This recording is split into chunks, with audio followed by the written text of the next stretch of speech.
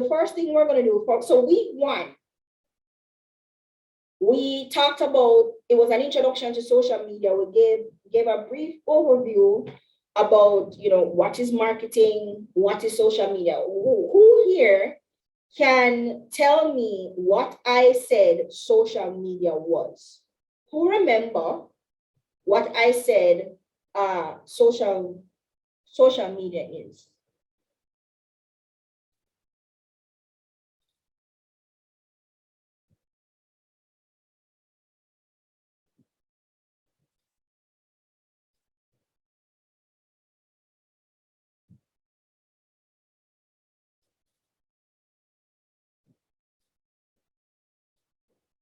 Social media is, Zuri, let me bring up the slides. Let me bring up the slides. Jamila, my hand up. All right, let me bring up the slides from week 1 while Jamila answers. What did I say social media was, Jamila? It's easier to talk than to type. What you said it was, well, can I say what the purpose is? Is that the same as telling you what it is? No, what is it? Modern communication platform that allows users to instantly share content, build networks, and form virtual communities. Yes, ma'am. Verbatim. Where are you reading this from? From my notes. If you turn on the camera, I can show you the paper. Bam, bam, bam. All right. I can paper. You hear it? See there? See there? I hear you. All right, ma'am. All right. Thank you. All right. Okay, Nardina, that definition was the definition of marketing. So I said marketing is the activities a brand or business undertakes to promote the buying or selling of a product or service. So yes, Terry, modern communication. Okay, so let me bring up my slides quickly, guys, because I think it's best. I had a separate thing, but I think it's best if I show you guys the slide again. A digital platform used to communicate content, whether by pictures, words, video, audio. That could be it too, but guys, that's not necessarily the definition I gave you, and I want you to pay attention to the key word. Social media is a trafficking platform, Andre, that don't really mean much of anything, that has to have some context in it, and it goes on to say more things, I am sure. Because if you're going to enter and say social media is a trafficking platform, then one thing you're talking drugs. That was a silly thing to say, I'm sorry. That was a silly thing to say. But you have to put more context behind that. All right. Guys, I'm sorry, that was so stupid. All right.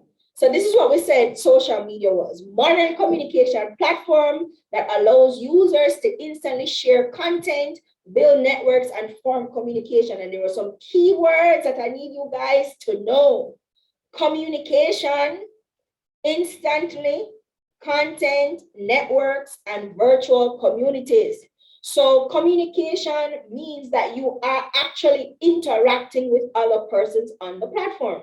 It is not like before. Remember, we talked about Web 2.0 versus Web 1, the original web, where the content creator will put the content on the site and there was no interaction between you and the content creator. So it was like a one-way stream. But with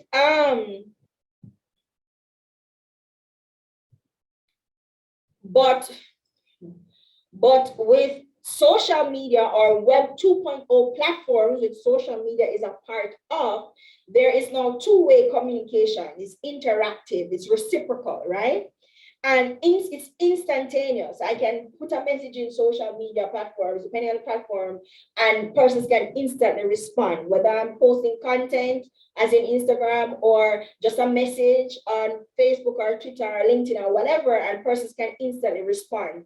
And these platforms are all content-based platforms. In fact, the entire internet is only made up of content and links and other, technical stuff, but really it's content because those link you to content, right? And what do we mean by content? Somebody said it: videos, files, images, etc. That's what we mean by content, right? But you can also build networks on social media. So you can find interest groups, you can find your peoples, your tribe, as we call it, persons that are interested in the same thing you're interested in, whether it's whether you're a business or a personal brand or just a casual user. You can find persons, you can build networks, and you can form virtual communities. Now, somebody in the chat says, this is what is in the notes. What is social media? Now, I don't know which notes you are talking about, but that definition is the definition of marketing. And I will show you my notes, which is my slides. And that's what I have here. So for the definition of marketing, not social media. The notes in the resource folder was created by another group member who graciously shared it with you. You're supposed to actually have your own notes. These are only supposed to be references. So he may have gotten it wrong. Shamar may have gotten it wrong. But you're supposed to have your own notes. And now I'm telling you that that's not the definition of social media, it's the definition of marketing. So listen, please don't go put this in the exam. Okay? All right. So guys, that's the definition of social media. And then we said purpose. What is the purpose of marketing? Because we started with marketing and talk about what is the purpose of marketing. And we said the ultimate purpose of marketing was to what? Sell more products, right? Or services. And we're using persuasive communication tactics to do that, to convince persons to choose you over your competitor. And social media is a great platform to be able to do that, because you can have interactive communication with persons, and you can create content and other activities that will, work to help you convince persons of that. What is social media marketing? We said social media marketing was the use of content on social networks to promote your brand, as well as to capture and filter leads into a more robust sales funnel, right? And we said that social media marketing works best when coupled with website marketing, email marketing, and when you're creating a seamless experience between your storefront and your other digital platforms to include your social media platforms. And you'll also remember me say that your social media platforms work best as a satellite channel where persons can find you and where you can then traffic persons to your main platforms, whether it's your website, your email, even your storefront. You'll notice, you'll hear an ad these days, and what do they say? Oh, visit us on Instagram at so and so and so. Businesses telling you that you can now go and visit them on Instagram. There's a reason why they are doing that. They're trying to traffic you, and they know that social media is going to be infinitely more interesting to you than just sending you directly to their website, although they do give you their website as well, right? And so that's why I don't remember who posted that. That's why I think that wherever you got that quote about it being a trafficking website, I think that's where that comes from, because that's one of the primary things that we use it to do. So we looked at social media marketing pillars, and what did we say they were? Content. There's no social media without content, right? You must have an audience. Talking into the void will not get you anywhere. So it's important that you have an audience that's already primed and interested in what it is that you have to say, which is why it's important for you to understand your target audience. Community is important. And I did say, if you look in your template slides, I spoke about the difference between an audience, your followers, and your community. Your community is that group of people that those are your ride or die. Right? They will follow you anywhere. They will defend your brand. They will recommend your business. They will make sure that you are prospering because you are adding value to them, and so they add value back to you. It's a reciprocal relationship as well, right? Engagement is important. You can't just drop a piece of content on the social media platform and go, yeah, I did that. No, you actually have to do some work to get people to see it, to get people to be interested in it, and to get people to want to respond. So whether it's likes, comments, shares, that's engagement, right? But engagement goes a little bit deeper than just likes, comments, and shares as well. Engagement says that your platform is attracting people, that your platform is growing, that people are interested in your platform. And so engagement is very important as a growth tracker, right? But also it's where the value exchange happens, or it's an extension of that value exchange between you and your audience, right? Of course, you can promote, you can use your content to promote. If you guys remember, we talked about, what is content? And there's one particular person that says content is really advertisement dressed up as editorial. Then that's kind of what promotions are on social media platforms, because by right, we're not supposed to be promoting on social media platforms, but the more brands and businesses started gravitating towards social media platforms, these platforms were like, say, I don't know what this say, but here or no, if you pay us, we will allow you to promote on the platform. Yeah. And then you have influencers that you can pay, which is it looks more organic, but it's still a paid form of promotions. Remember, we talked about that. And there's some organic ways that you can promote your platform. Remember, we talk about cross-platforming, where somebody sharing your content to their platform and vice versa. And we looked at the example with Wanga Gal and Tasties when they were cross-platforming. That was also an example of influencer marketing as well. What kind of other promotion we have? You can create special features as a brand. You can create special activities that will help promote you and that will help promote other persons. You have collaborations that you can do as a form of promotion as well. Then you have the community marketing. That is also another form of promotion. And that's where your community for free shares your stuff, recommends your stuff, pushes your stuff, and expand the reach of your content because, they're part of your community, and that's kind of what they do. So community engagement is also very important. And then there are funnels. And what your funnel is, it's a path that you have created for your brand or your business that takes the buyers on a journey. We call it the buyer's journey or the buyer's map. And what that means simply is that the theory is that there are different stages that a buyer will go through before they actually spend their money, buy the thing. Yeah. Awareness is one theory. Awareness is one. Consideration is one. Intention is one. Sale is one, and then retention. So these are the different cycles of a sales funnel. But you have to actually first attract them. You have to pull them to your funnel. So your funnel is kind of shaped like this, where it's wider at the top. And then as they fall down into the funnel, you have less and less person getting to that bottom part where it's the sale and the retention part, right?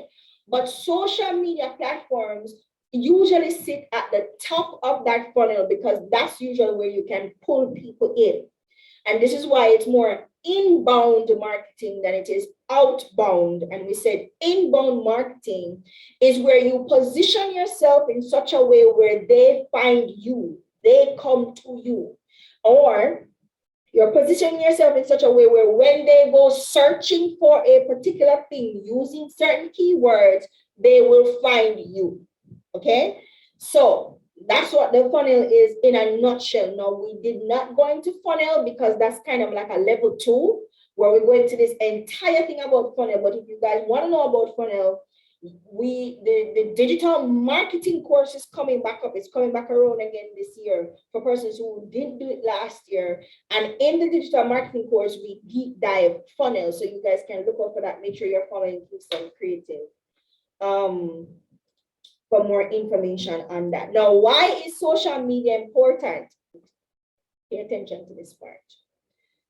Social media is important for several reasons. We said one of the reasons was visibility and relevance. Now, you see these two for me, These two for me is the main things, they're the main reason why every brand or business should be on social media. This is the thing, and this is my theory.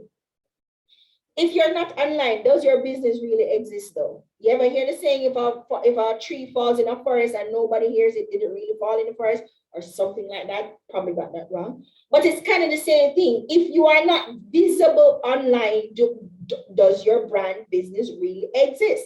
Especially if you are new, and especially now that you know that customer behavior has changed. What happens is that persons are now first going to the internet to look for something before they will step out of them house and have to get up and bathe and put on clothes and take a taxi or a bus or drive out and waste their gas for go down a Sovereign Plaza just to come in your store where you set open 10 o'clock and at 1 o'clock now and nobody's still in there. Yeah, them rather go online, right? And so you need to position yourself so you are visible. But once you become visible, then what happens? You need to be relevant. So if I am looking for hair salons in Portmore and you pop up on Instagram and you are actually in Kingston, you're wasting my time. And no, every time I see them, I'm gonna cut my hair and probably block your page because you're online. You using the right keywords, making sure that you're attracting the right audience will make you relevant to that audience. Yes? So visibility and relevance, I think, is the foundation on top of which everything else can grow, because relationships can grow once people know you exist and once you're interested, once they're interested in what you're doing. Community will form around that. Enhanced services. Now that you have that community, now that you're visible and people think you're relevant, you can offer them enhanced services. So it can be an extension of your customer service. It can be an extension of your corporate responsibility. There's so many ways that you can use social media to enhance the services that you already have, to differentiate you from your competition so you stand out. Because standing out on social media is so important. You know how many brands are on social media? You don't know all of them. Do you? No, you don't. You only know the one that is visible and relevant to you until you discover more. That's also going to be either visible or relevant to you, right? And last is, and this is perhaps the most important one, in terms of visibility, why visibility and relevance is important, is lead generation and sales.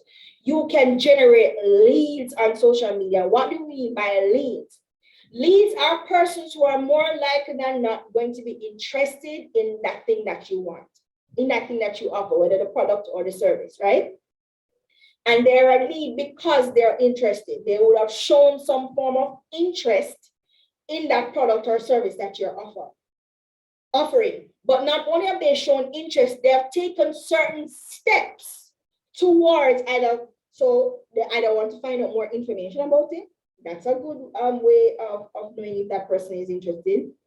They DM you and want to know something, or they click on your link, or they take the desired action, which is the CTA. You put a CTA in your caption and they have done what it is that you asked them to do. They've taken the desired action. That means that they are interested. So it's not just that they follow you, although that you can see them, that's a cold lead that's becoming warm.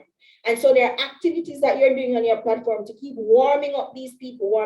No, not everybody will follow you is a lead, and not every community member is a lead, but they can become a lead based on the activities that you are doing on your platform. And that lead, you can then qualify that lead even further depending on the action that they take. So for instance, the action is that you want them to sign up for something. Once they have voluntarily given you their information, they are now a qualified lead. So they've moved from warm to warmer and sometimes hot.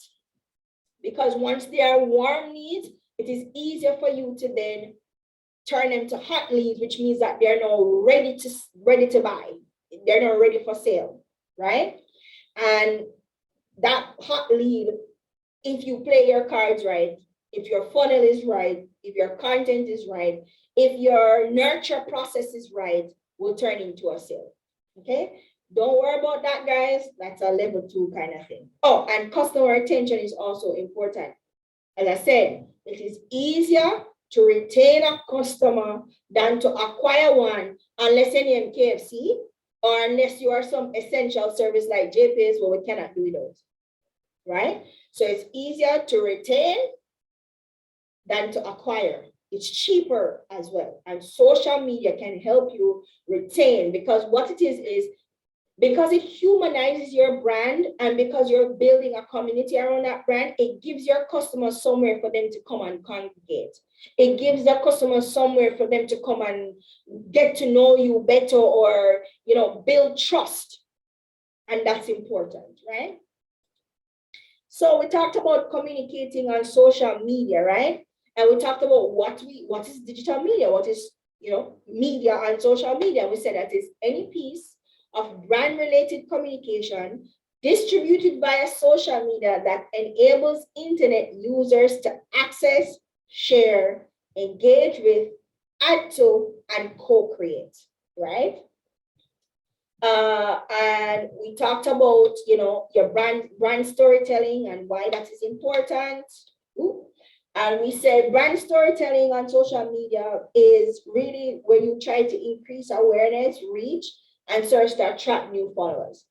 And but what do we mean by brand storytelling? Brand storytelling is really you going through the process of getting the audience, your followers, your community familiar with you. They understand the motivations behind why you do what you do, why this thing is red instead of blue, why it costs X instead of Z, that kind of thing, right? So it humanizes your brand.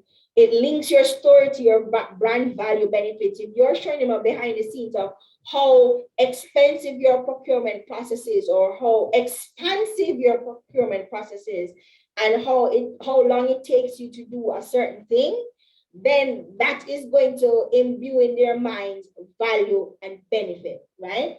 So if you're on TikTok, I've seen it on Instagram too, where there's a little song going around that said it costs that much because it takes me hours. It costs that much because I don't have superpowers. That little jingle that keeps going around, is a small businesses using it. It's kind of like that, right? So what you're trying to do is tell them that, listen, my product is this way or this price because this is what it costs me, whether in time or money, to create it, you know? And that's where the value and the benefit come in. And of course, you have to be authentic with your brand story, because people can smell BS from a mile away. So you have to make sure that you're being authentic with your brand story, and that you can, if called upon, verify something, right? Because I've seen people get called out online for saying stuff that are not so it go, right? Responsiveness is also important on social media because it's social, and so you must interact. And in some cases, you have to be the first person to initiate engagement. You can always go look for the people them that you want to be following you, go look for the people them that you think is your audience, and pull them to you. There's several ways you can engage them. Go and look at some posts that they commented on and respond to them in that post, you know. Several ways you can engage them. Don't be spammy, but you can go look for them, and you can look through their profile, look at what they're posting, what they're talking about, some of the things that they like and don't like. And if you can respond in such a way where you're either answering some question that they have or addressing some issue that they have, and I don't mean they said something bad about Flow and Digicel, you're going to go in there and go, boy, Flow terrible dog. But you don't say we sounds. That's not what I mean. That's not what I mean. So one of the best places to find these people are like in groups, for instance, whether it's on Facebook or elsewhere. You can find groups, or you can go to like general platforms like Google or Canva or Spotify, you know, these general, or what I call neutral platforms.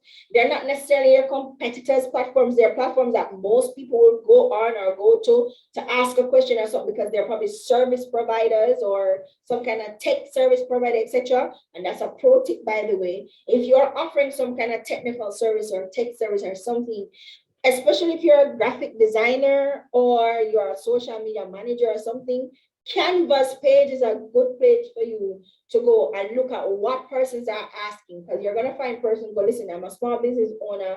I don't know how to create this. How do you do so and so and so? And you can slide in DMs if you can and send them a not spammy, not creepy message and see if you can convert them over to your site. That was a pro tip. So depending on what the product and service is, right? Respond to comments, ask questions in stories and DMs, make first contact, and follow back. No, I'm not telling you that you need to follow everybody. Don't follow everybody. What I'm saying is, if you notice that these persons are constantly engaging you in a positive, healthy way, follow back. That's how you build community, right? Social listening. We talked about social listening here, and we talked about it last on Monday. So what do we mean by social listening? We said you being responsive means keeping your ears to the ground and ensure that you're not being left out of the conversation, especially when the conversation is about you. You don't want to be the last to know that people don't like your brand for a particular reason and allow that thing to go unaddressed, right? So you need to know what's being said about your brand, changes in audience wants or needs, industry changes, and trends that you can use to further grow your platform. And I gave you this example of Dare, which is an initiative I created from Digital Jamaica because I realized that our young people are suffering. Not really, but our young people are not as technically savvy as we think they are. And so they need a lot of help too, because when we talk about the future of work, they're going to be the most affected. And so there was created, and the response there has been pretty good, I must say. So, and that was me listening to what the community wants and responding to a need. And I keep giving you guys this example of something that you can do. Look at what the gaps are in your industry, in your niche, and if your product or service or your knowledge or expertise can fill that gap, fill it. Especially if it's a gap that is relevant, that's important, and nobody else is addressing it, become the guru. Become the guru. Okay. Relationships versus followers. Relationships build community, and your community. The way in which you. Yes, it's a Google. Yes, it's a Google in my business. Relationships build community, and your community helps expand your brand reach. Followers who are not a part of your community add to your brand building efforts, right? So what are some of the things that are more important? Trust, loyalty, brand installation. Your community can insulate your brand. Again, I gave you the example of Bayhive or the Rihanna Army or the Bardi Gang, which is Cardi B's group. You cannot say anything about these women or they are going to attack you. They don't notice. Beyonce don't respond. She has never responded. Them say Blue Ivy nose big. She look like her father. She this, she that. She has never responded. You know why? She don't need to. Because her fan base, which is very big and very loud, they're going to respond. You're not going to like the response. And then because the fan base is so huge and so dedicated, next thing you know, you get up and try to log in your account and your account is suspended or you don't have access to the account. These platforms pay attention to these things, right? Because Instagram don't want to lose Beyonce off of their platform. So if it offer Beyonce, people then go, you violated some community rules or report, you're going to get gone. Right? And so they have that power, and then what happens? The news media picks it up and it spreads exponentially. Beyonce don't have to say a word. That's brand installation. And of course, it provides social proofing. If you have a big and active community, it provides social proofing for persons who are either just discovering you, they come in, they see that you're active, you're engaged, people love what you're doing, people sharing what you're doing, they will follow, right? What is this badly constructed thing? Community building. Having a well-developed and engaged community is how brands attract, engage, and convert target audience in a space that is full of distraction. You guys ever go on social media, Instagram, TikTok, wherever, to do one thing or look for one thing, and next thing you know, you are 2 hours in on somebody page talking about how romantic her boyfriend is? Just me? Okay, all right, well, it's distracting, okay? And so your community creates kind of like, it's a microcosm of your audience, or can be a microcosm of your audience, and you can test, it's a fertile testing ground. You can put things out in your community and get the feedback and see how they respond. And if your community responds positively, then you can, push that out. It's audience building as well, because your audience sometimes are part of your community, right? And you can generate leads from your community as well, because your audience, the target audience, tend to be part of the community as well. And of course, it can be used for your audience is where your digital social responsibility activities kick in, with your audience. And a great example of this, as I said, is Kingston Creative. This very program that you're doing is part of testing that Kingston Creative has done with different audiences. They ask questions, they do surveys, etc. And Kingston Creative realized that the community they had, which is mostly made up of creatives, were struggling in the digital space. And since COVID, they are now forced to go to the digital space and they don't have a clue. And so this is how the Create Tech program, or part of the reason why the Create Tech program got started. It started with the boot camp from 2020, and now here we are at this multi-million-dollar set of programs. And that's why I keep saying to you guys, it may be free to you, but it's an expensive endeavor. And it actually costs a lot, which is why, this is an awesome thing for them to be doing, because these things don't come around very often. Consistency and frequency. The key to effective engagement is consistency and frequency. And it's not me say it, it's Instagram say it. Instagram said if you want to grow on Instagram, you have to be consistent and you have to be frequent, right? And it helps develop trust within the community. And think of it like this. If you have created, like for instance, with Digital Jamaica, we create branded features. We have one called People and Product. And that's where we talk to different creators in the space, whether digital or otherwise.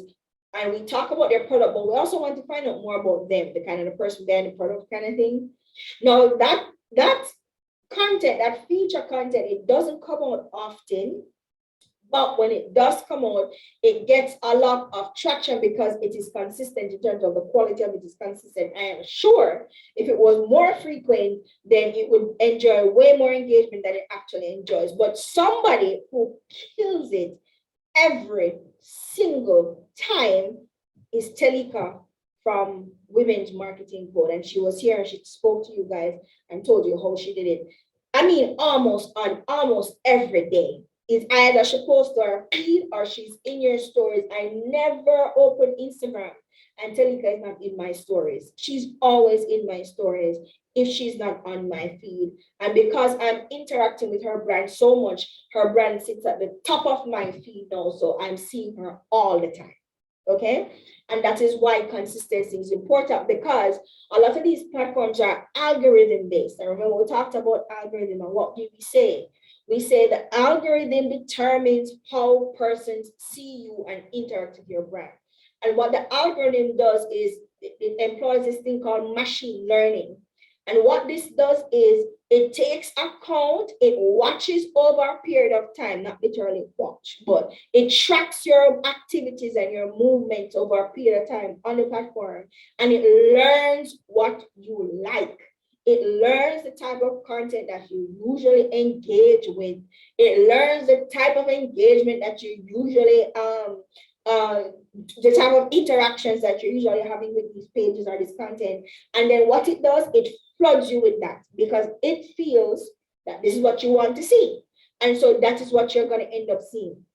And so brands have a task to make sure that their content is seen and make sure that you are always interacting with them and they're always interacting with you, because my feed gonna look different from her feed, his feed, depending, because it's very much depending on how that person interacts on the platform or engages on the platform, right?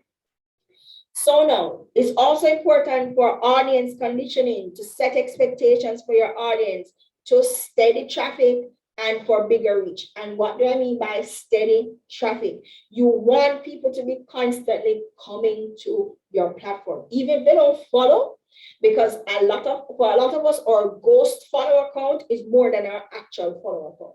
So you have people who will visit our page all the time. They never follow, but they will visit the page all the time, and it counts. It actually does count.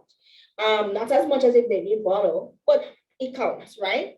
But you want that steady traffic because eventually they will follow, especially if you are nurturing them, they will follow. What do I mean by nurture?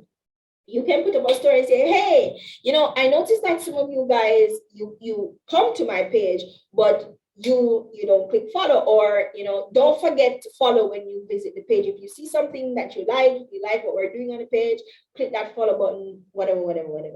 You don't have to be so influencer, use influencer speak, but of course there are ways of engaging persons. If you notice somebody who keeps engaging you, but when you check they don't follow, DM them and say, hey, thanks for your comment, you're always engaging, I appreciate that. And say, would you mind giving me a follow? I really appreciate it, blah blah blah. You guys need to open your mouth or open your finger and type. Engage, be interactive, and of course, that leads to bigger reach, etc. We're not going to go into reputation management because I'm going to go through the things that we learned early, like in the first 3 weeks. So let's see how much of that I can actually go through.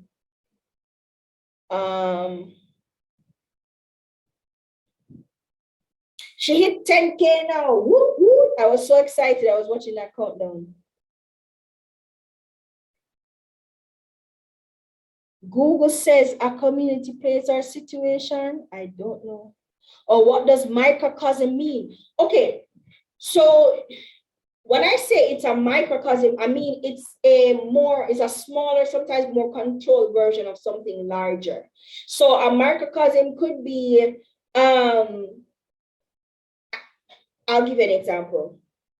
You remember when you guys are doing the persona, and I said to you that your persona is giving you a day in the life of one person that represents the entire group, that could be kind of a microcosm. So what you're using that one person to represent is the entire group. I'm in a class. So you use it to represent the entire group, right? So that's kind of a microcosm. It's like a sample size. Let's use it that. It's a sample size of something larger. I hope that helps. Shamark, listen, we're not talking about Telegram groups right now. I think you missed that when I kind of started talking about that earlier. So, all right, guys, that was it for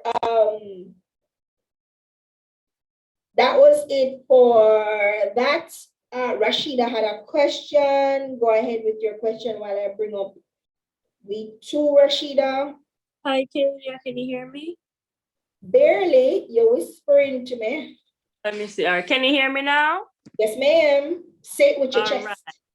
All right. Pleasant day to you all. So my question kind of was under the responsiveness bit, and you were saying that brands must interact, and immediately what I thought of were the brands that follow no one. And I'm like I get it. Like you don't want people to be flooding your feed and stuff. But yeah, I guess it was I don't get it. So can you like it's so frustrating to me. Like, why do they do that? It's very frustrating, and they do that because they think it's cute, and it's not. You remember back in the day when they were doing this follow unfollow kind of thing. So earlier on, and that is what I tell you. So when I tell you, said nothing is static in this space, and things are constantly evolving and changing as the platforms themselves evolve and change. Earlier, in terms of in the digital marketing space, there was a theory earlier that if you have more followers than you have persons that you are following, it's a form of social proofing. And so it makes it easier, or it makes your platform look like it's popping, because more people following you, and it kind of gives you an air of exclusivity kind of thing, you know what I mean? But people are beginning to realize that actually you're not the only one who wants to grow your brand on here. I want to grow my brand on here too. And if I'm supporting you, then that means you need to support me too. And so persons started to rebel against that, especially followers and stuff, they started to rebel against that. And it kind of went from it being some kind of exclusive, some kind of social proofing, to it looking just like you're using people. Yeah. Or it looking like you're only on this platform to sell things to people. We're not interested in that. Is either you're going to be social on this platform or you're not going to be social on this platform. And so that mindset shifted. There are still persons who do it, don't get me wrong. And some brands, if they're big enough, they can get away with it. And of course, you can appreciate that it's harder for them to follow everybody back. But my thing is, if you are a brand, and this is a tip, guys, if you're a brand, especially if you are a B2B business, one of the things that you can do, and why does this thing look like this? Hold on. One of the things you can do if you are a B2B brand is that you can follow the brands that form part of your target audience, and you can follow those brands. If they're a part of if they're a part of your target audience, you can follow them. If you're not a B2B, but you're just a brand on the platform, what you can do is you can follow other platforms that make sense for your brand, like again, Spotify, Google, you know, and follow your community members that actually have businesses themselves, especially if the business don't compete with your one. Yes, you can follow collaborators, you can follow some influencers, but don't just not follow people. You see the persons who are dedicated community members, even if they don't have a brand and they're not trying to sell nothing, you can follow them too, because it makes them feel like, you know, like you're loyal to them as well. Loyalty goes two ways, trust goes two ways, right? Hey there. So then just to recap kind of what you said, or just one of my takeaways, is this idea of a follower to following ratio. That doesn't mean anything, right? I shouldn't adhere to that. That's old. That was what I was talking about, where they feel like if you have more followers than following, then it's some kind of social proofing to show that you're doing something great and amazing, and that's why all these people are following you. You just don't have the time to follow other people.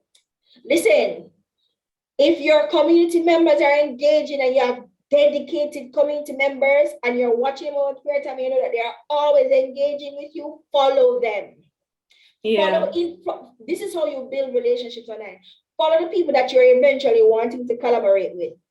Follow the people that you find interesting and there may be potential there for some kind of partnership or something to come out of it. Follow the people them who are dedicated to your platform and always support you. And just follow groups that you're interested in, because some people, when they go, they also look at who you follow. And based on who you follow, they will also follow that person, or they will form an opinion about you and your brand. Yeah. Right? Okay, So, I have one final question, Kadia. Rashida, we'll have a lot to get through. So one final question. Yeah, my question is about who follows you. If you, what would be the rationale for a major competitor following you? Like, I have somebody who's like, They're fast. They want fast. They're doing competitor scouting, yes. Okay. And I would follow them back. I follow them back to unlike I would follow them back, because if you go spy, I go spy too. We're going to be spying at each other like this. Yes. Exactly. All right. They're doing competitor scouting. They're watching you to see what you're doing, so you watch them back. Yeah. Watch. All right. All right, Rashida. Yeah, man. All right. Somebody said they want me to go over content pillar. All right, guys, here what? Time is running out. What are some topics you want me to go over? So Melanie said, can you go over content pillar? All right. Let me bring that up. Let me see. Which class did I look at content pillars?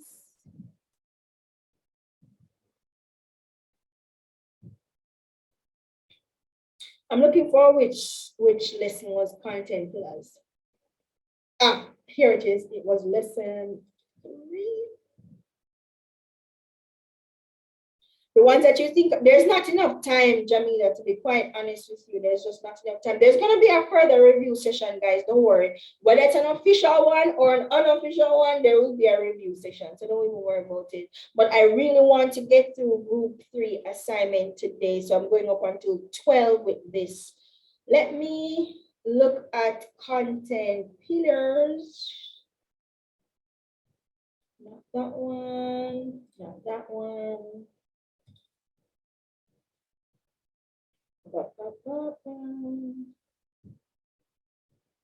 Oh, no, it was that one.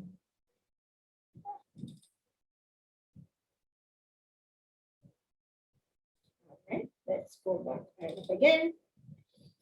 So guys, what I said about content, here it is, understanding content pillars. Let me share my screen. Social media plan is not something I taught.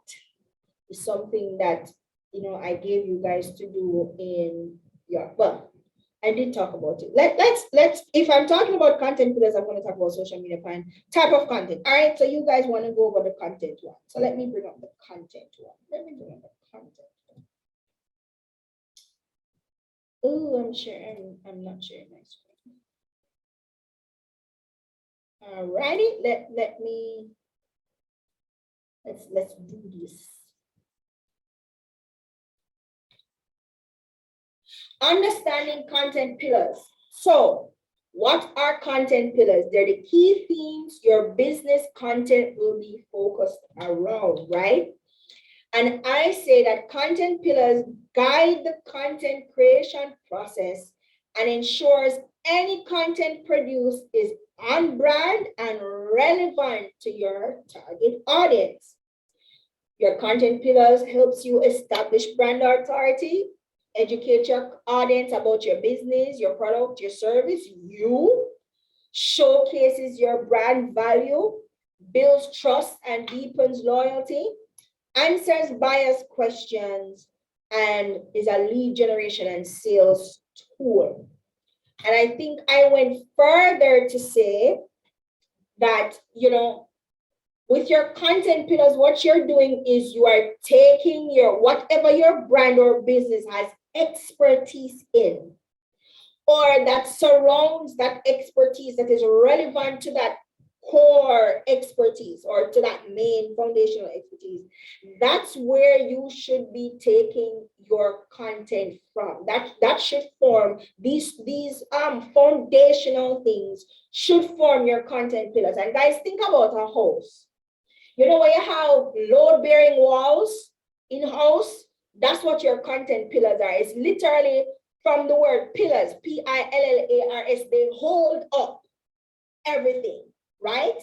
And so what it is that you're creating these 5 or so core main load-bearing topics. Let's call it that then. These are the big category, content topic categories, big topic categories, from which you're going to pull smaller content that you are going to use. So that way you always know the type of content you're going to create because you know what your content pillars are. And it's not static. It will change, right? But at least you must have these core content topics. So if your brand changes, maybe your content pillars will change. Or if you're adding something new to the brand or something, then you'll add an additional content pillar to reflect that or something, right? So content key or head term zooms in on one or more areas, usually around your brand expertise and related topics, and consistently focuses content development around those. So the key head terms would be what you would name a content pillar. All right. And the easiest way to understand it, because this is another thing that they call content pillars, they call them content buckets. So say you're bucket A, say you're a beauty brand, and what is unique or special about you is that you do not test on animals. That is one bucket. And you can name that bucket, what they call it? They have like a terminology where they call things where they don't test on animals. So let's just say you're going to call the bucket, don't test on animals. Yeah? Or, cruelty free. Cruelty-free, that's the term, that's the marketing term.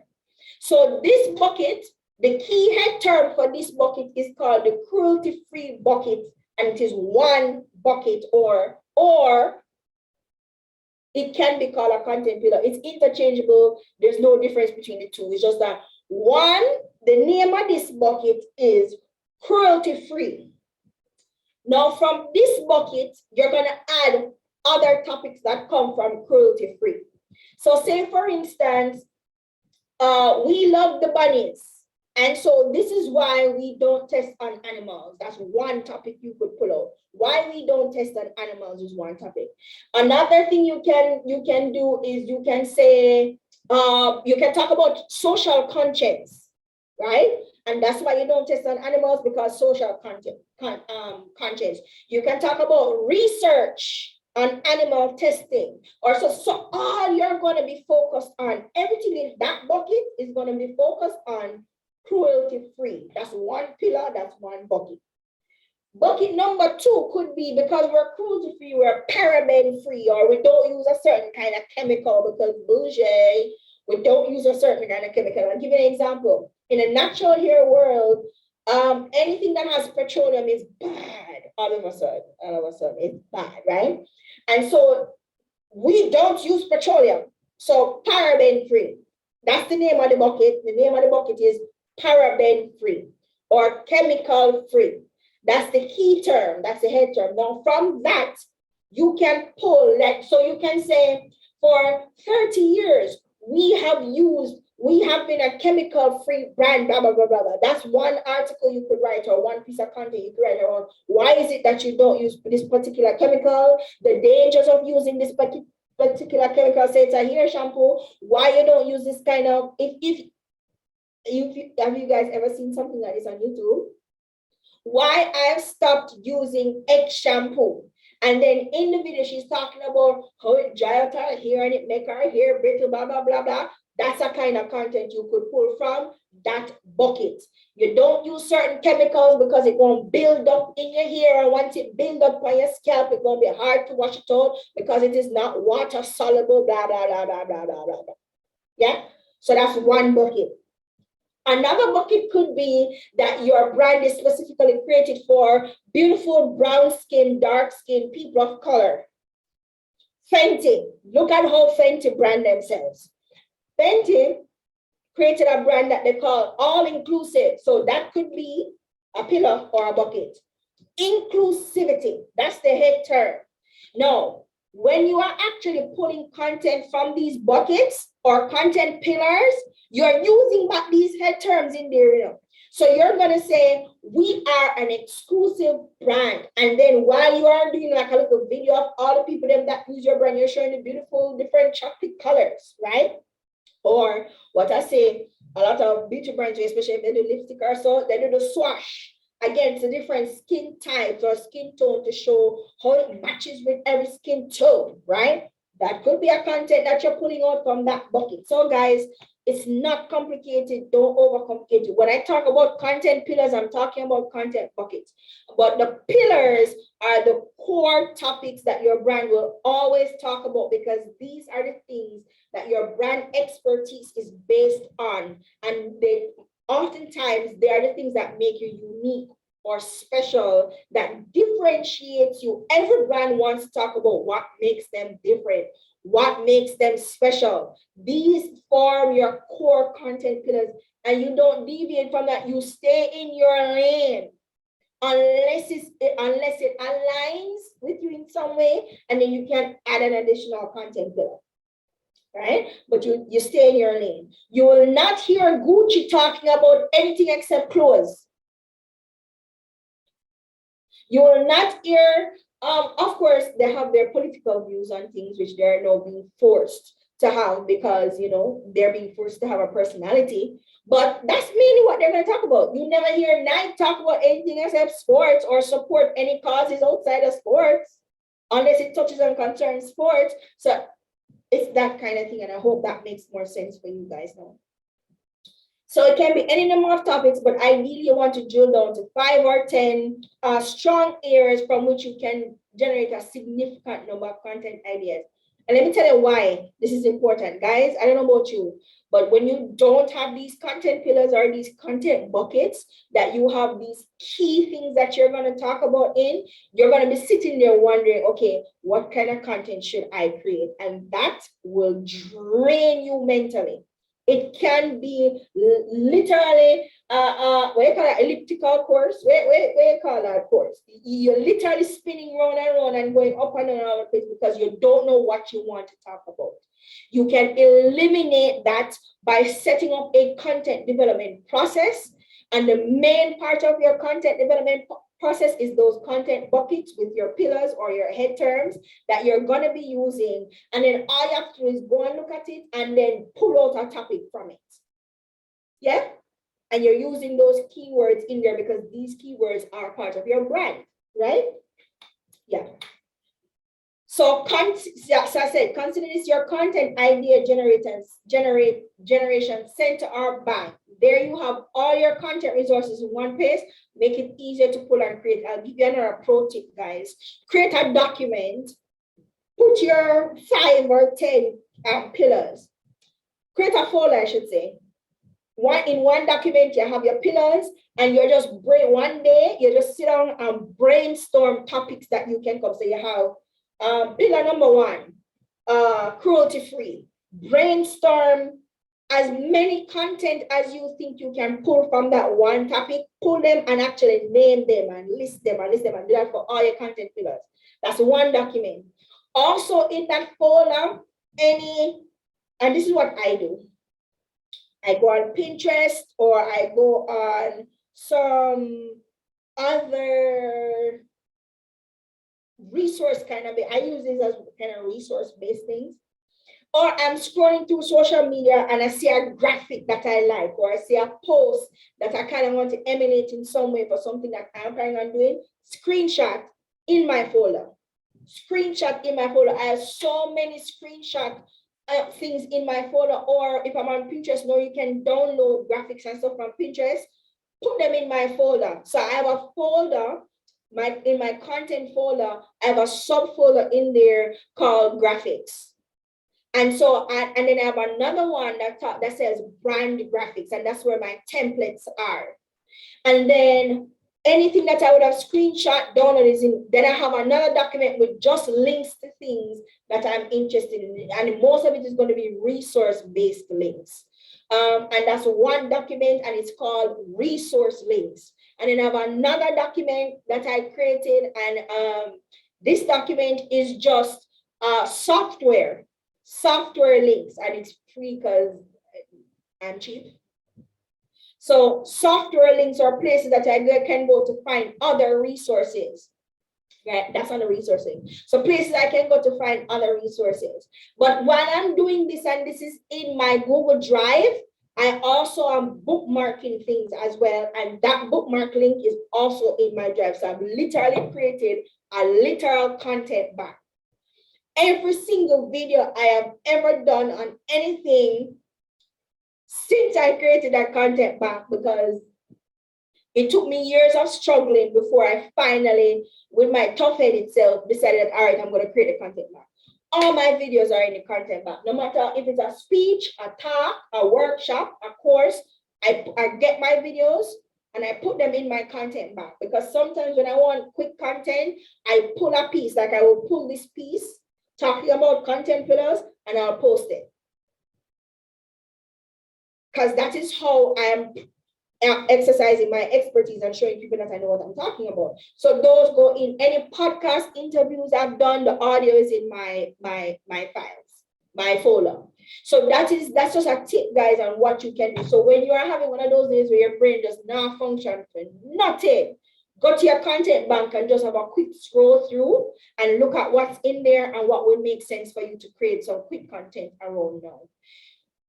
And another thing I've started doing with my content bank is any TikTok videos that I think are interesting and so, save to my content bank, right? So guys, this is something that I think you should do too, because it just makes the content creation process so much easier. So this was an example I gave of, how I identified key terms or pillar topics for Digital Jamaica. So a big one is technology, and really I should probably call it experiential technology, because that's really what I talk about. And of course, Jamaicans in technology. And then I talk about literacy. So the topic clusters are those content that you would have pulled out from your content pillar. We'll call them a topic cluster, not to confuse it, that's just what it is. So from technology, I'm going to be talking about literacy and community and knowledge and information sharing overall. So under these topic clusters now, I can even go further and pull out other content from that, right? How to identify core brand topics, brand area of expertise, brand unique selling proposition, FAQs. What are the questions that your customers ask you the most? Or you can anticipate what questions are going to be around your brand, and you can answer that question. Or you can look at what is the data telling you, especially data relating to how audience interacts with you and where they're coming from and stuff like that. That data could be useful in helping you form topics as well. And of course, you're doing a competitor analysis, which is what the person was doing when they follow you. They're looking at what are you talking about over there, and how are people engaging with you over there, because may have a similar brand and they might engage with you. So you want to know. And once I know what my competitor is talking about, I can then do a gap analysis to see what my competitor is not talking about that I can talk about, because there's an actual need in the space that I can fill. And again, clusters are just a strategy that allows a brand to create multiple pieces of content from a single core or pillar topic that is really broader. So let me quickly show you the HubSpot example, because I think nobody does it like HubSpot. So look at this. HubSpot is telling you how to write a blog post. Okay. But then every single highlight you see is another topic. Search engine optimization, you can't talk about blog and don't talk about SEO. 6 of the most common organization, like, so they're talking about 6 of the most common type of posts. That's a blog by itself. Free content marketing course, they're advertising. They do a lot of advertising. Every time you see this, it's an ad. Creating buyer personas. And these are links. This link and this link is the same. Except this is a template that they give you, so it's more ads. Content management systems, which is like websites and so, domain, CMS, WordPress website. These are all the other topics that they have on their website. And what they're doing is they're linking you to all these other satellite topics that they have on their website, right? From this one thing about blog. This one topic, this one core topic, blog. And you see how many topic clusters they created and how many content they were able to pull from just that one topic, right? And it goes on and on and on and on. This is prime example of creating content buckets and topic clusters, and nobody, absolutely nobody does it as good as HubSpot. Questions? Anybody raise hands? Orville, your hand is raised. Go ahead. Orville? Unmute. So, Miss Mar, good morning again, Miss. Morning. So for people like me that wants to create content for YouTube, how best, where can I? Create content for? YouTube. YouTube, okay. I was wondering what's the best solution to do that, because I basically have a channel, but I don't basically work on it. I just post. But I want to know how. It doesn't matter which. I started doing that. It's the same process. First, I started doing unboxing, then I removed from doing that too, saying that I want to do some question and answer. But I was wondering what is the best thing to do for a Well, channel. I can't tell you what to post on your channel. That is something that you're going to have to decide. And this is something that people grapple with, and that's why your channel will not grow. Because if you're jumping from one thing to the next thing, you know what that is saying to me? It's saying you don't have no idea what you're doing, you're probably not serious. So before you even go on these platforms, guys, before you even go on the platform, you should know what you're going on there to do. And even if it doesn't take off right away, most likely it will not. You have to be what? Consistent and frequent. Nothing wrong with kind of changing the format of how you do things, but changing the topic or changing what your platform is about every single time, it's not going to go anywhere if you keep doing that. But the content creation process is the same. You just have to make sure that you settle on exactly what is your brand about. You have to know what your brand is about. All right. Everybody knows about unboxing. Yeah, man, but you have to know I can't go into it one-on-one with you right now, but you have to know what your brand is about, formulate how you want to communicate your brand to people, create your content pillars, do your topic clusters, which is literally just pulling out the topics that you can get from that one pillar, and start looking at what's the best format.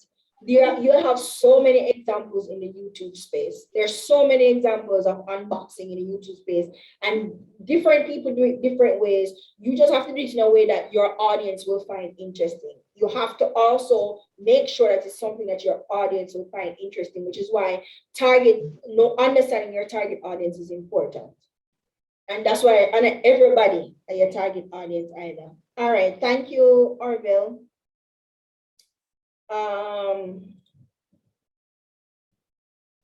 What if you have several interests? Pick one. Does it make sense to have separate pages, example on IG, or find some way to be cohesive or have one account? Guys, if you remember, I sent you a link to an article talking about how to distribute content on your different platforms. If you have, first of all, if you're a brand or business, I can't see what multiple interests you have, because there must be some problem that you're solving for some group or groups of people. Pick a lane. Pick a lane. A brand with multiple personality is going to be, they're going to find it hard to build trust, because you're just all over the place doing all sorts of things. Pick one or two. But it has to be aligned. It has to be cohesive. It has to make sense for the brand. If you have multiple interests, sure, you can create multiple accounts. You're going to drive yourself crazy, but you can do that. That's one strategy. But I would say, what are you can rank your interests. Things that are most interested to least interested, and then go with the one that you are most interested in doing. Because I tell you, if you try to do too much things, you're not going to get anywhere. You're going to drive yourself mad. It is already difficult enough to create content for one brand with one interest. Try having a brand with multiple personality disorder. Oh God, man, you're going to drive yourself crazy. Content production is hard, guys. I will not sugarcoat it. And this is one thing I don't do in this course. I am very direct with you, and I tell you exactly like it is, because I don't believe in sugarcoating things. Because if it black, if it white, you're not going to tell me say pink, and then I say, well, oh, maybe it kind of look pink. No, it's white. So I'm going to tell you this plain and straight. Content production is a bitch. It is hard. It is hard. Unless you have like a massive team where you have your own graphic designer, you have your own video editor, you have your own photographer, you have your social media manager, which is different from your marketing manager, which is different from the person who writes your copy. Unless you have that, and even when you have that, it's hard. Because now you have forgot somebody who writes sales copy, and you have forgot somebody who's responsible for sales. It's just you, one, and Jesus. Don't make it hard for yourself. Don't make it hard for yourself. Don't make it hard for yourself. You're literally going to drive yourself crazy. You know what's going to happen? You're going to get jaded. And you're going to stop liking social media, because it's going to stop being fun for you. Because it's just too hard. So don't do that to yourself, please. Lesson learned the hard way. And this is somebody, you're talking to somebody who have multiple interests in things that are very far apart from each other. I had to pick a lane. typically. But what I do is if I can incorporate my other interests into this, I will. So you'll hear me do a lot of give you a lot of legal terminologies and example and stuff, because that's an interest I have, and that's how I can best explain something to you. So I will do that, but don't try to kill yourself. You will hurt yourself. You'll pull a brain muscle. It will not be pretty.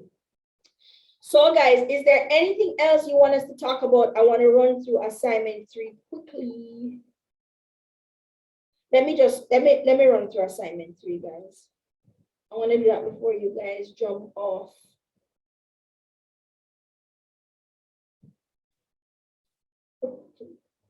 Assignment templates. Assignment 3. All righty. No, this is, oh, that's me too.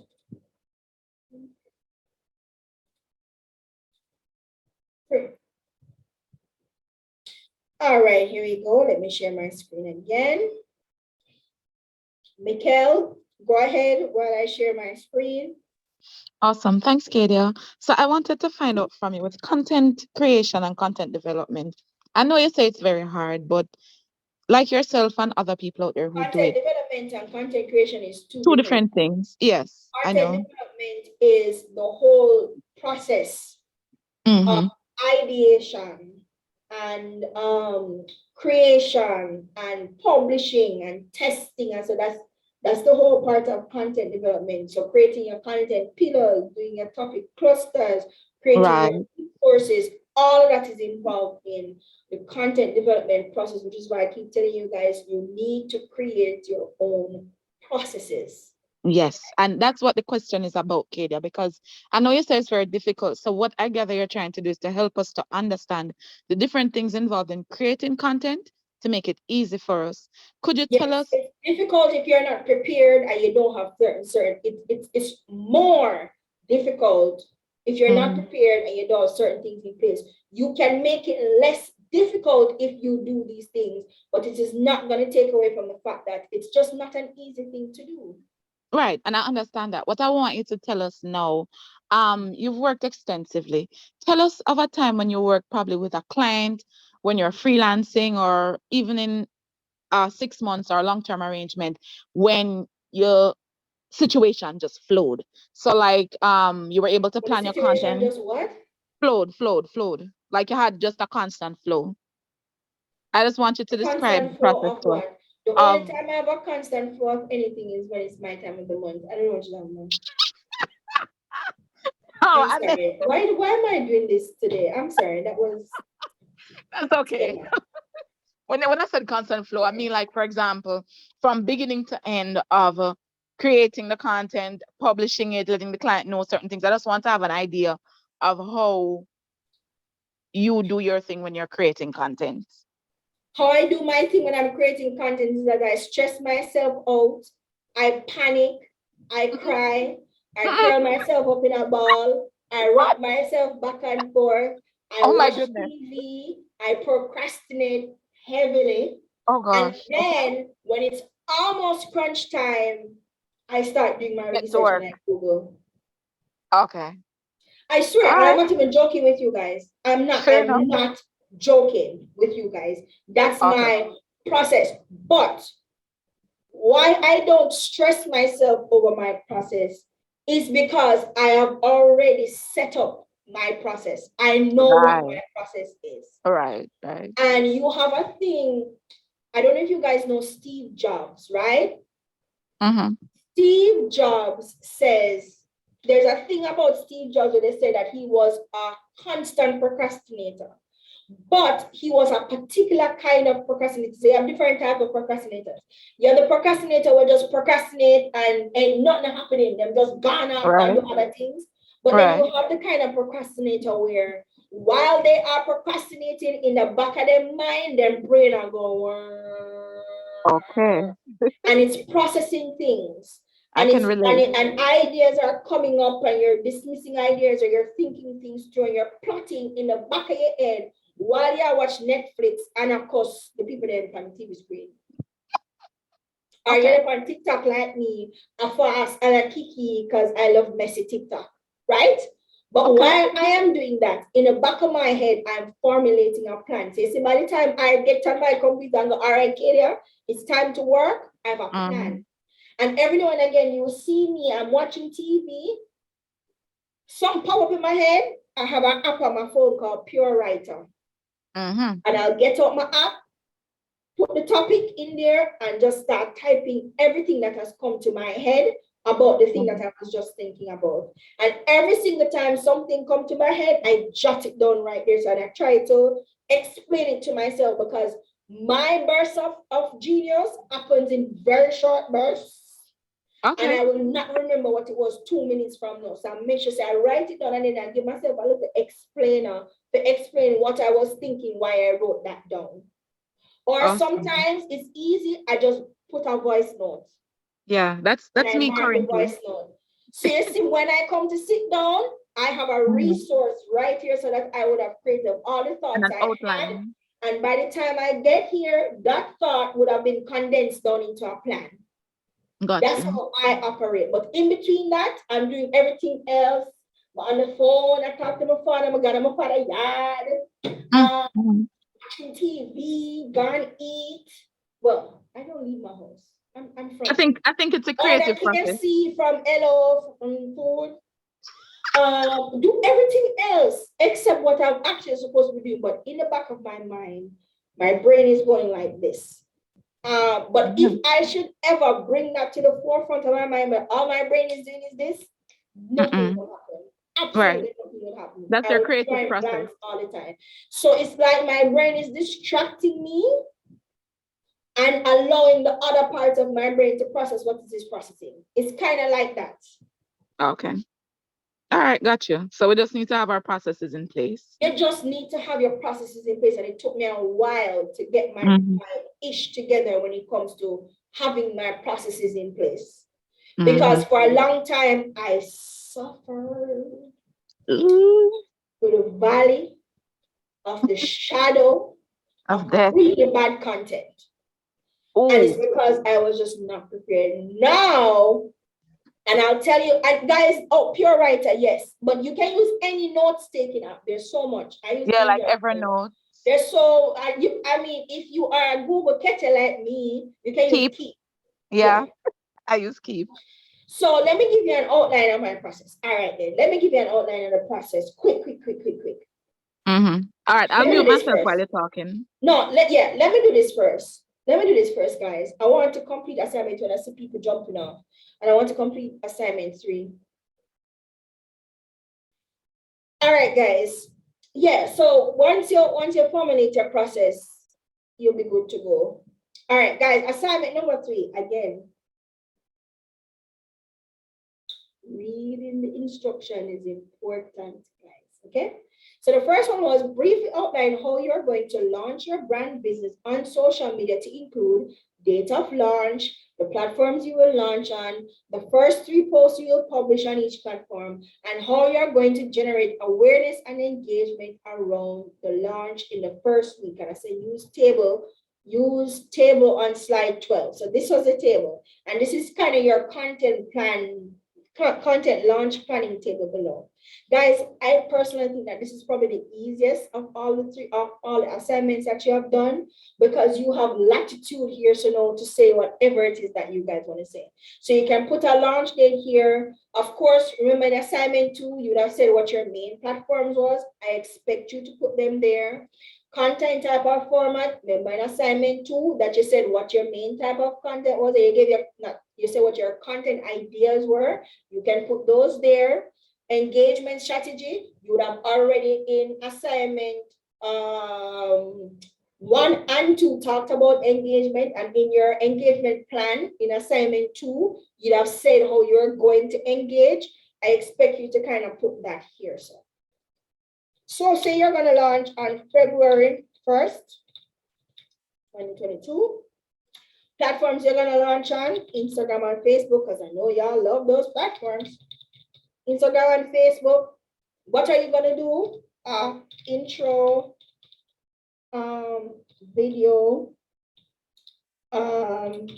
telling brand story, you could kind of tell me what the kind of intro video is. So it's type and format. So it's an intro video, it's an introduction and it's a video. So type and format, and your short story about how brand came to be. Share personal struggles with X. Because you want to be relatable, right? So you're going to use yourself to share that story. And this is where, guys, you are now going to be putting your problem statement. But instead of writing it out, you're going to be saying it in your video. And this is where you can do your problem and your solution statement. So what you're saying is, guys, I remember back in the days when I used to be really bad at content production. And then I learned how to create my own processes. And since doing blah, blah, blah, blah, blah, blah, blah, blah, blah, blah, I am now able to pump out content like a water pump or whatever, something, right? I'm trying to be relatable because you saw how I just said, explain to you guys what changed the word game to came.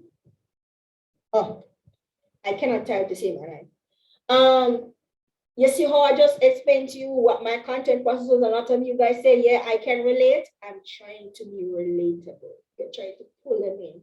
And you're going to make that story. So when I say short story, I don't want you to go and go, once upon a time. No, I want you to talk.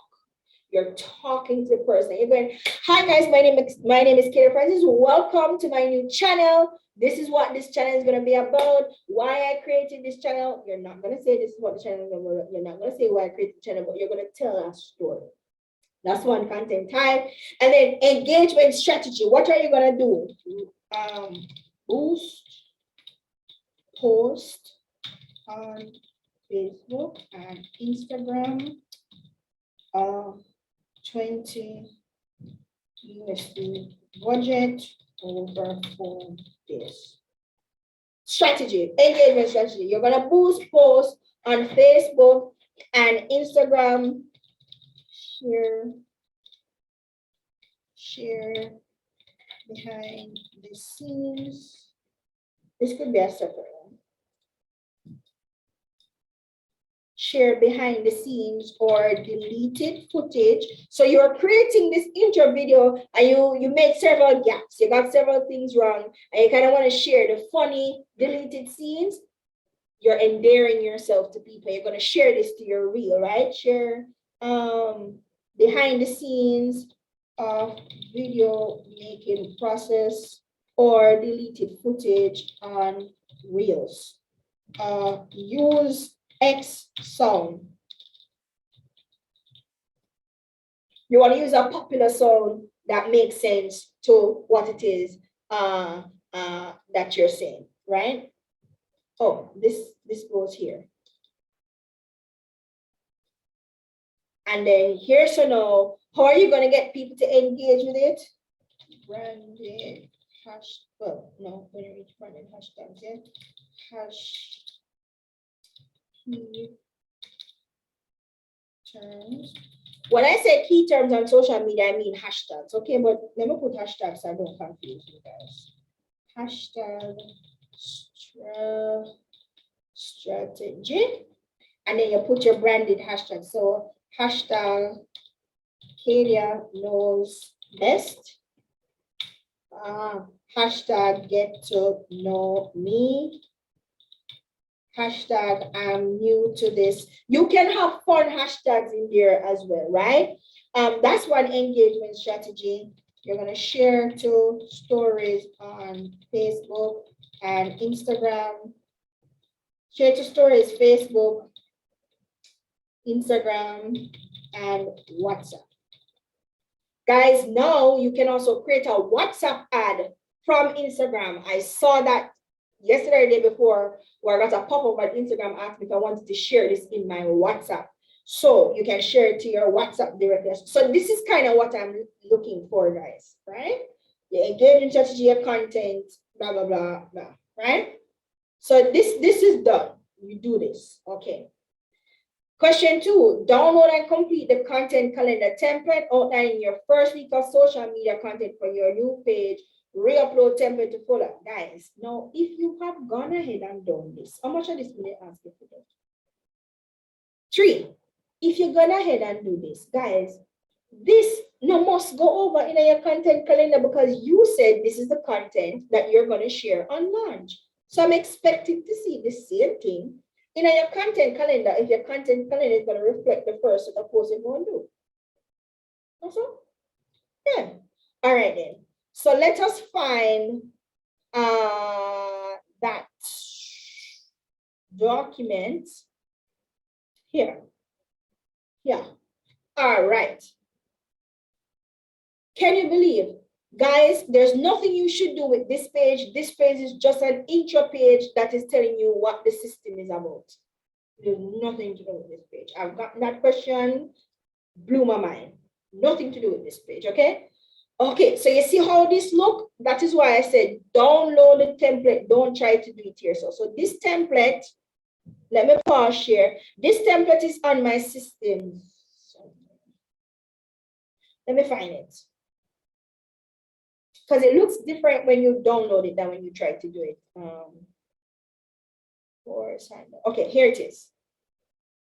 Let me open it. Okay, so this is what it looks like because it's an Excel spreadsheet, right? So this is what I expect you to say. So is there any special holidays coming up during your launch week? Say you're launching the Monday and on Wednesday, there's a holiday, like a social media holiday, like that kind of matches your brand. Say it is International Chatting Day. Because I'm a chat now. I know what my thoughts are, okay? So say it's International or International Instructor Day. Yeah, you put that in there so because you know you're gonna mark the occasion because it relates. Now, guys, you can change these out, you know. If you say the platforms that you're gonna use is Instagram and Facebook, this is what you do. Delete entire row. Delete entire row. That's all you have to do. That's all you have to do. Don't stress out to yourself. Or you can just leave them blank, right? So in Instagram now, on Monday, you're gonna pull over this content here. So where you say that gonna do this, you're pulling these over and you're putting them in the content calendar on the days where you're gonna put those up. Now, guys, if I say for the first week, I do not expect that for every single day of that week, you're going to post content. Because remember, I talked about posting schedules. You as a brand create your own posting schedule. So if you only plan on posting 1 time, 2 times, 3 times, 4 times, of course, I don't expect you to be posting once a week. But if you're posting only 4 times for that week on Monday, Wednesday, Friday, and Saturday, I see some of you had a problem with that, guys. All you have to do is click that and click on merge. That's it. No stress, no fuss, right? But I merged it because this is usually my content creation days. On a Saturday and Sunday, I usually create content. You guys can do that too. You can block out the days on your content calendar that you're either not posting or that is your content creation day. That's all I did here. Don't stress it, right?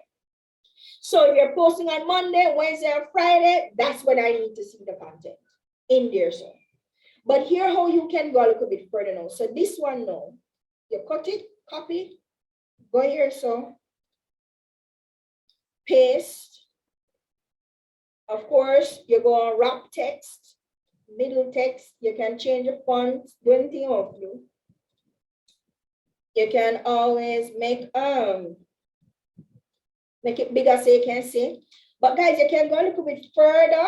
Suppose you see an introductory video where you like. Let's say you went on Instagram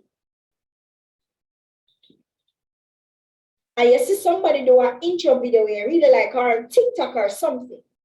Yeah? This is where your content bank can come in, because if you are already storing stuff in your content bank, you know, just go pull up the link from your content bank.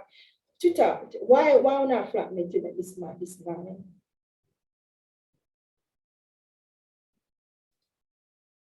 Why?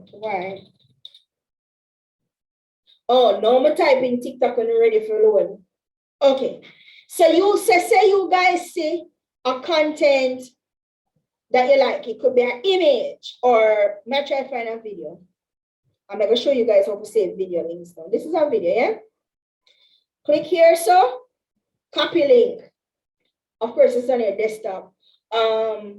If you are using the app, you're gonna have to download like a third-party thing, like a repost or some app where you can get the link. You click the link and then you come back on your calendar and you say, right? So now, guys, if you want to enter a new space in a cell, all you have to do is you press function and enter. No, let me enter.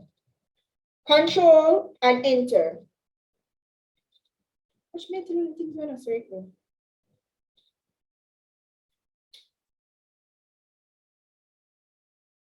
My function and enter.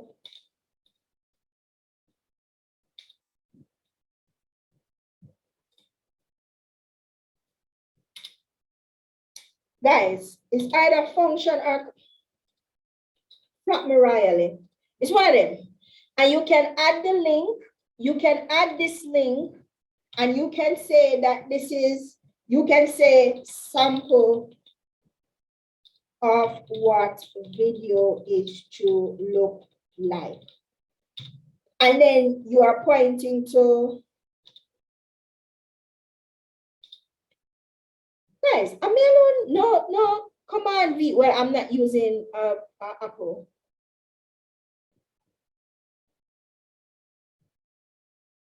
Control V. Is Control V? You don't know what happened. Control V. Control V don't work either, guys. Control V is just for paste. Come here, listen to me. I'm not even listen to myself. This is after she's mental myself much less. Anyways, guys, you can create a space in a cell. I know this. Because if you look here. I'm gonna look. Say you type something here. Say you paste something here. So.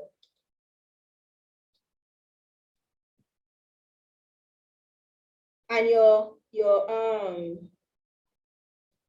wrap, yeah? In here, so if you click,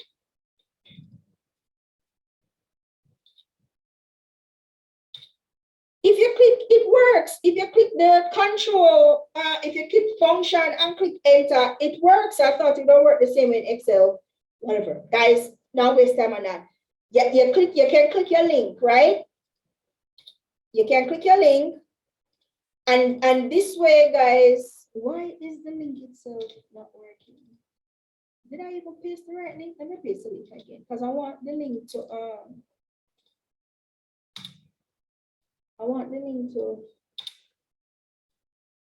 this is embarrassing me today. I wanted the link to hyperlink, but that's not happening for some reason.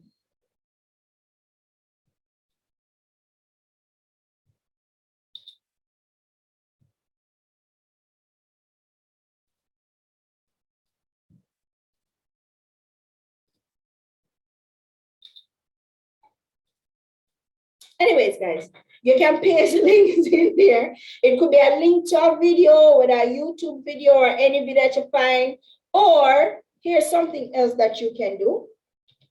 You can insert a picture or why is it not allowing me to insert? Hold on, guys. Something wrong with this. Okay, here we go. All right, so guys, you can insert a picture. So say for instance, you found a picture or something that you like that you wanna include. You can drop your picture in there with a little caption. Guys, you can even write out your caption and your hashtag and everything that you're going to use, because the idea is with a content calendar, you have multiple persons using the calendar. So when I pick up the calendar after the person who planned the content, write it out, I'm supposed to know exactly what I am supposed to do. So as a graphic designer, videographer, whatever, I'm supposed to just pick up the calendar and go, oh, she wants an intro video. I'm going to put a link and go, oh, this is how she wanted. All right then. And then based on the caption and the hashtags I use, it will give them more clues as to how I want this thing created. That's all I'm expecting, guys. That's literally all I'm expecting. Oh, alt and enter. Let me try alt and enter. To back foot. Thank you. You see, because I used to use in Google Sheets. Yes. But why is it still not hyperlinking though, guys? You don't have a love-hate relationship with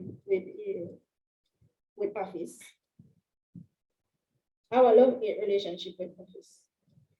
Why is it not hyperlinking, guys? Because look, even when we do this, it don't hyperlink. Why? Here's one other thing you can do, guys. If you don't want to fill up all of this with the link, let me go back and copy the link. Maybe we never copy it properly. Copy link. If you don't want to fill up the entire space with the link, here you go. You just say, see sample of video here. See sample of video style here. Highlight here, right click.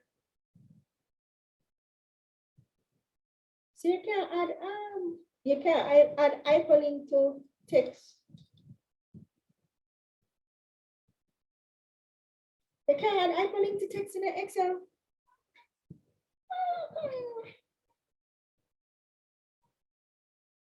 Okay, I guess not. Drop back the link.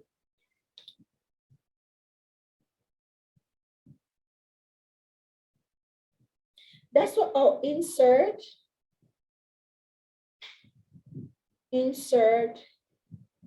Oh, insert link. Oh, insert. But guys, look here, so now. It's only if I click a new thing, it allows me to insert link. You see? Allow me to insert link in the one we already have. We don't know why. Listen, guys, this is technical things. But you can insert your link, is what I'm saying. And then the person can always go and look at what the video is that you were showing them. I guess if we click cut and click insert and then put back the link.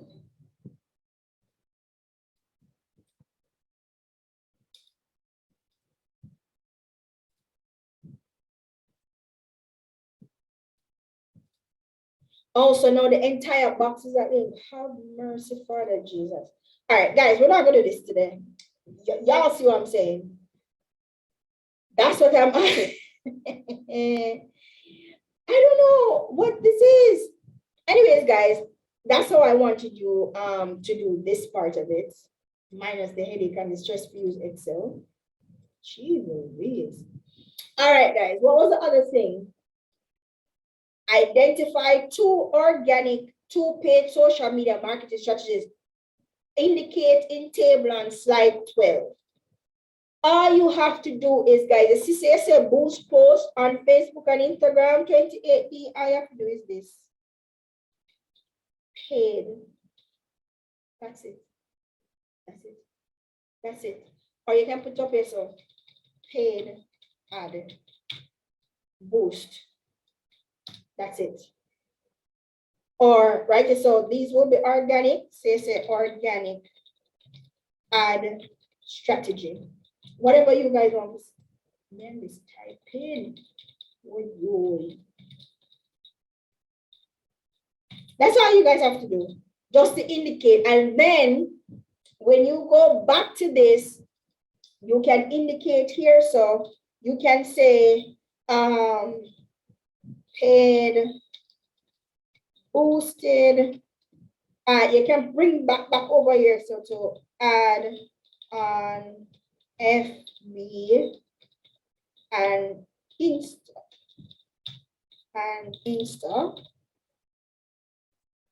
Boosted, everybody knows boosted means paid, but you can say paid ad boosted post on FB and Insta. You can say that as well. Guys, I would recommend that in your content calendar, you also indicate if you're going to do run a paid ad on it or what. Guys, here, so you just look on the calendar and put in the days of the week here. So content type up here, so now is where you would put video. If on Wednesday you're doing a GIF, you put GIF. If whatever, you guys can find your own content calendar that works for you. This is just a calendar I created that you can practice on. You don't have to keep it, okay, guys?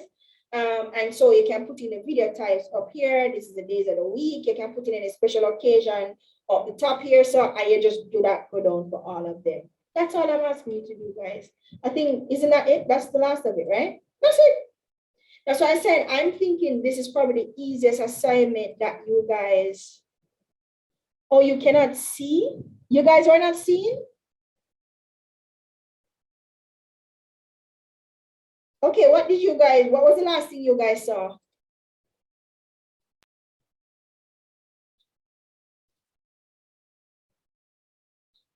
The PowerPoint, what PowerPoint?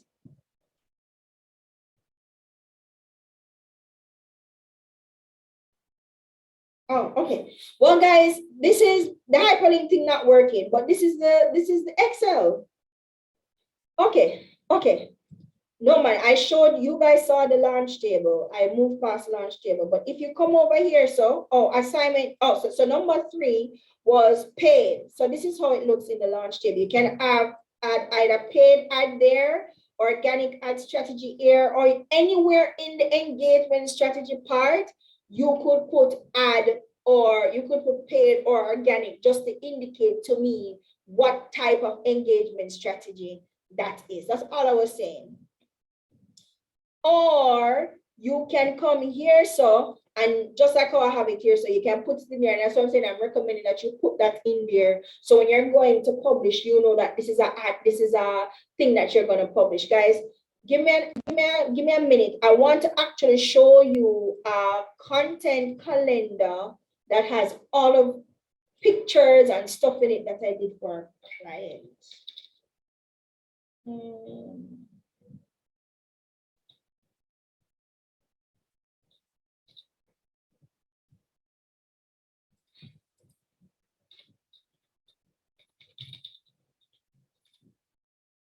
I gave you a sample calendar, but guys, there's another one that we did for a client that is way more detailed.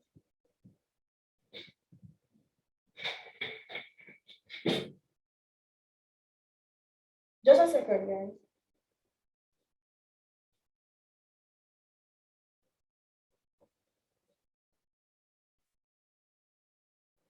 You know, when you live alone and you hear strange sounds? Okay.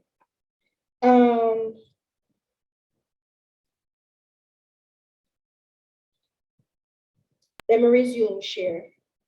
So guys, this is a content calendar, or a sample of a content calendar.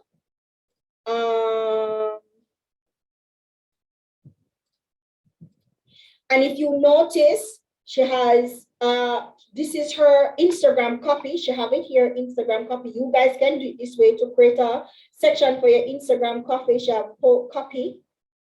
She have post date here. Instagram image that she's gonna use on the day. She have her objective. She have comment. Oh, this is for the client comment. So this is a thing that she created for her client, and the client can put their comments there. So you notice she have different. So she has images in there, and she can put links in there as well. This is the grid view of it. So there are several ways you can do it. You can, as she put her caption in some of them, she even has her hashtag. And if you notice now, guys, this thing, the client can put in their comments directly in it. And as a social media manager, when the client puts in the comments, yes, you read what they said, you can respond, blah, blah, blah. So this is just one way of, oh, she's oncoming. Okay. So this is just one way of doing your content calendar, guys. You can always drop in your images and stuff in there as well. All right.